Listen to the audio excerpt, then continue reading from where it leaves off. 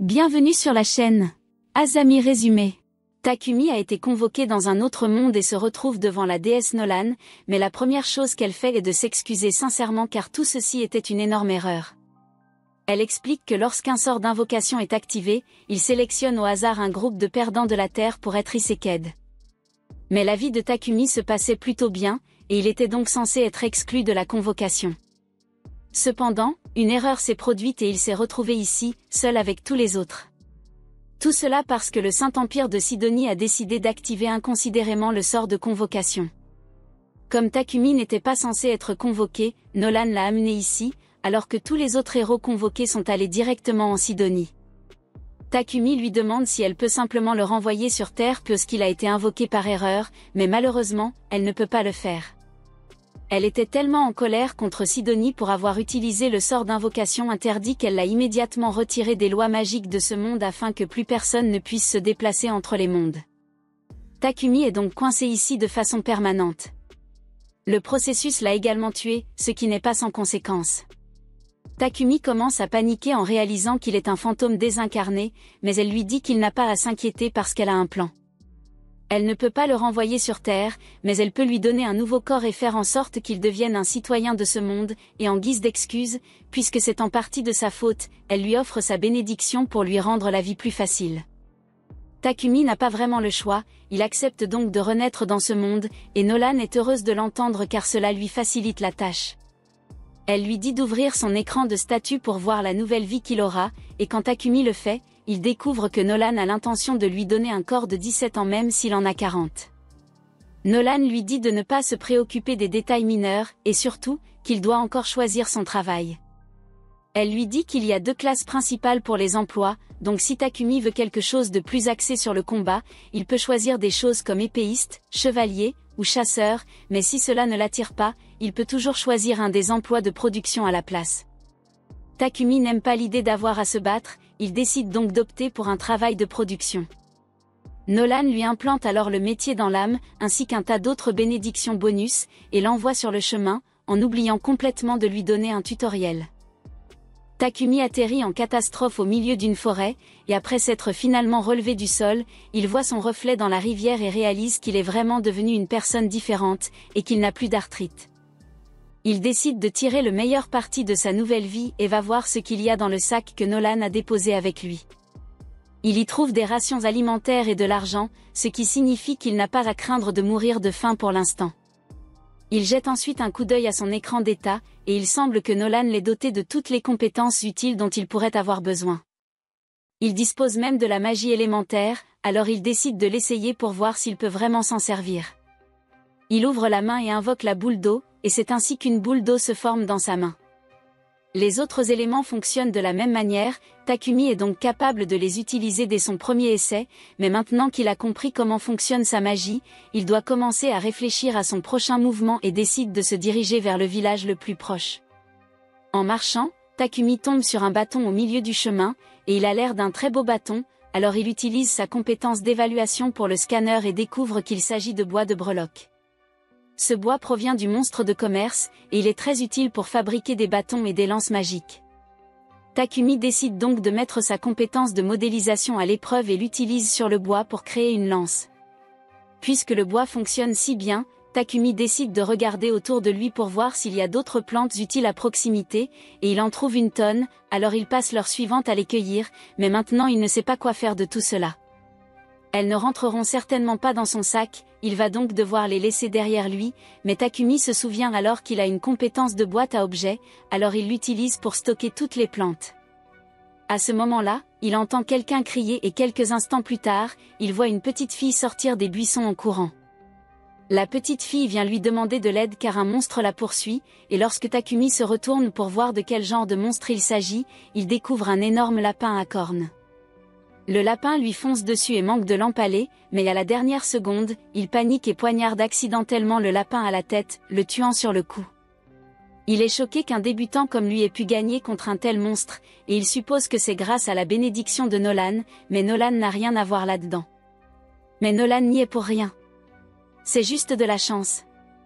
Grâce à son combat, Takumi gagne le titre de guerrier, mais il n'en est pas heureux car il espérait éviter complètement les combats, mais ce n'est pas vraiment important pour l'instant car il doit encore vérifier si la petite fille va bien.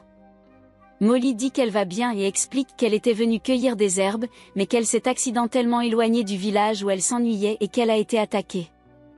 En l'entendant parler du village, Takumi s'enthousiasme et lui demande s'il peut venir au village. Molly lui dit qu'elle lui montrera le chemin, mais avant cela, elle lui demande s'il a l'intention d'emmener ce lapin avec lui, car sa viande est vraiment délicieuse. Takumi réalise que ce serait un gâchis de le laisser ici, alors il met le lapin dans sa boîte à objets, mais tout de suite après, il réalise qu'il vient de faire ça devant Molly alors qu'il avait l'intention de garder sa compétence secrète. Il n'y a plus rien à faire, alors Molly et lui commencent à marcher vers le village. Au même moment, les autres personnes qui ont été convoquées viennent d'arriver dans l'empire de Sedonia, et ils sont incroyablement confus sur ce qui se passe. Aucun d'entre eux n'est blessé, mais ils n'ont aucune idée de l'endroit où ils se trouvent, et tout à coup, ils entendent quelqu'un les appeler en tant que héros. Owon s'approche et leur dit qu'ils ne sont plus dans leur monde d'origine et qu'ils ont été appelés à utiliser leur pouvoir de héros pour sauver ce monde. Elle se présente à eux comme l'impératrice de l'Empire Sedonia Elisabeth, et un seul regard sur son visage suffit à faire comprendre aux enfants qu'elle est vraiment louche. À ce moment-là, la capacité unique d'Akan entre en jeu, et il semble que Nolan lui ait accordé la bénédiction de la révélation, de sorte que si elle suit son instinct, elle arrivera naturellement à la bonne réponse. Et pour l'instant, l'instinct d'Akan lui dit qu'Elisabeth est une salope qui ne fait que tourner autour du pot, et qu'on ne peut donc pas lui faire confiance. Pendant ce temps, Takumi est arrivé au village ennuyé, et les parents de Molly viennent le remercier d'avoir sauvé leur fille. Le père de Molly se présente sous le nom de Banga, et sa femme s'appelle Martha. Il pense que Takumi est un guide très responsable qui a voyagé si loin tout seul, et sur cette note, Takumi leur demande s'il peut rester dans ce village pendant un certain temps puisqu'il n'a pas d'autre endroit où aller. Ils lui disent qu'il est le bienvenu, mais malheureusement, ils n'ont pas d'auberge dans le village, donc il n'y a pas d'endroit où il peut rester pour le moment. Mais ils peuvent toujours lui construire une maison. Tous les villageois se rassemblent autour d'un terrain vague et s'apprêtent à commencer les travaux, mais Takumi veut se rendre au moins un peu utile, alors il utilise sa magie de la terre pour aplanir le sol pour la fondation. C'est la première fois qu'il utilise la magie à une telle échelle, et il manque de s'évanouir à cause de l'épuisement du mana. Les villageois sont tous étonnés que Takumi puisse utiliser la magie de la terre aussi facilement, alors Takumi demande s'il pense qu'il vient de faire quelque chose d'étrange, mais ils lui disent de ne pas s'en inquiéter. Puisqu'il s'est occupé des fondations, les autres se mettent au travail pour assembler sa maison. Le lendemain matin, la maison de Takumi est terminée. Grâce à ses talents de charpentier, de forgeron et de couturier, Takumi a pu se fabriquer un bon ensemble de meubles. Mais il y a autre chose qu'il voulait essayer. Le forgeron du village, Boron, lui a donné un tas de minerais et il veut essayer d'utiliser l'alchimie pour extraire le métal. Il a du minerai de fer, du minerai d'argent, du minerai de cuivre et même du minerai de fer magique, alors il commence par le fer et essaie d'en faire un lingot. Normalement, cela nécessiterait un grand four et des heures de travail, mais avec l'alchimie de Takumi, il peut le faire en une seule fois, mais cela draine une tonne de son mana dans le processus. Sa première tentative d'extraction de minerais a été couronnée de succès, et Takumi est très excité, il veut donc continuer à en extraire autant que possible afin de pouvoir fabriquer des choses avec plus tard. Quelques heures plus tard, Molly se rend chez Takumi pour lui apporter à manger, mais lorsqu'elle ouvre la porte, elle est choquée de le trouver évanoui sur le sol, comme s'il avait été vidé de son sang. Takumi en a trop fait avec l'extraction du minerai et a failli mourir d'épuisement de mana, mais Martha et Banga lui ont donné une potion de récupération, donc il va bien maintenant et peut continuer à pratiquer son alchimie, bien qu'il lui ait fait promettre de ne plus se surmener. Au fil du temps, Takumi a extrait du fer, du cuivre et même un peu d'or, ce qui lui a permis de fabriquer une tonne d'outils utiles. Une fois l'alchimie terminée, il passait du temps avec Boron dans la forge pour apprendre à fabriquer toutes sortes d'armes. La pièce est très réussie, et une fois que Boron aura fini de fabriquer le fourreau, elle sera complète. La compétence de forgeron de Takumi est maintenant au niveau 40, il a donc fini de s'entraîner pour l'instant et décide de passer à autre chose.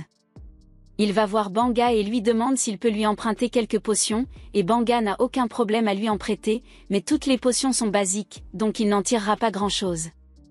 Takumi lui répond que ce n'est pas grave, car tout ce dont il a besoin, c'est d'un modèle de potion. Il envisage de fabriquer ses propres potions avec toutes les herbes qu'il a ramassées dans la forêt et Banga est heureux de soutenir Takumi de toutes les manières possibles.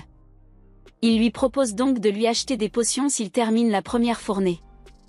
Takumi remercie Banga, et après avoir obtenu la potion de base, il commence à travailler sur sa propre version. Il le fait avec des feuilles de kukuk et de l'eau, et quand il a fini, il le met dans un bocal en verre pour pouvoir le comparer à celui qu'il a reçu de Banga. Les deux sont bleus, mais celui que Takumi a fait est nettement plus bleu que celui qu'il a obtenu de Banga, et il semble y avoir de la magie dedans, mais Takumi n'est pas sûr que ce soit un succès ou non. Il va devoir tester la potion lui-même pour s'assurer qu'elle n'est pas nocive, mais il ne veut pas finir par mourir si elle s'avère toxique, alors il décide de développer une certaine tolérance au poison, et la meilleure façon pour lui de le faire est de manger ce que c'est jusqu'à ce qu'il soit sur le point de mourir, puis d'utiliser la magie de guérison pour se guérir. Il fait ça depuis quelques heures maintenant, et il se sent comme une merde absolue. Du bon côté des choses, se guérir autant lui a conféré la compétence de purification, et cela va certainement lui être utile à un moment donné.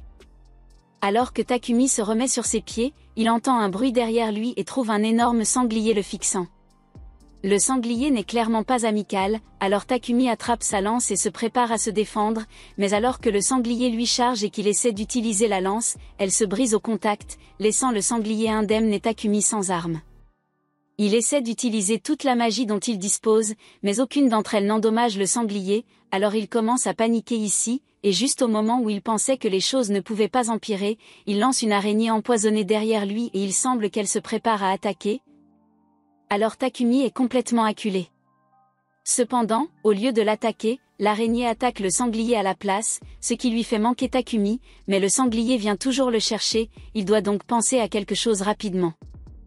Jusqu'à présent, toutes ses attaques physiques ont échoué, mais il y a encore une chose qu'il n'a pas encore essayée.